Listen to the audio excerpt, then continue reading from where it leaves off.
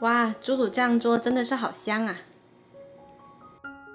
这个东西呢，大家有没有见过啊？它叫丝瓜络，就是我们吃的那种丝瓜，长老了之后晒干，去掉表面的硬壳，就形成这样一个东西。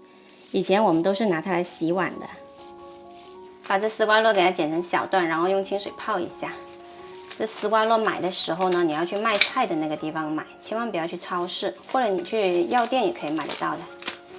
然后呢，你还要看它这个颜色深浅不一，这种就是比较天然的，没有加工。食用的话，一定要买这一种。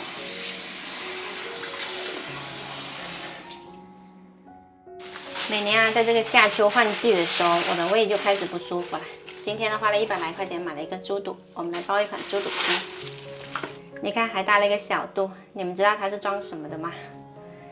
先来给它清洗一下，加入多一点的淀粉，多一点的盐，里里外外先给它抓洗一下，先揉搓，然后再用清水洗。这小肚呢，一定要剪开来洗，才能够洗得比较干净。用淀粉给它洗了2、3遍就很干净了。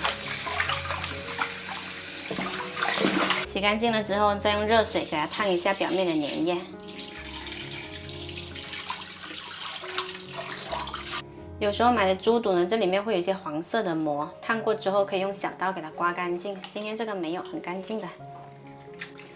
泡软的丝瓜肉呢，给它洗干净，这里面有些籽要给它去掉。超市的那种漂的特别白的那一种啊，是用来洗碗的，千万不可以用来吃哦。洗干净的丝瓜肉给它塞到猪肚里面。这个猪肚好大，好能装啊！塞好了之后呢，再用针给它封一下口。这个针所上次包粽子用的，刚刚好。可以跟我一样用砂锅包，也可以隔水炖，下面放个垫子，它才不会粘锅。可以再来一根鸡腿，煲出来的汤呢，它会更香浓。然后再来一些胡椒粒，跟2片姜，加入适量的清水，大火煮开转小火，煲它1个半小时。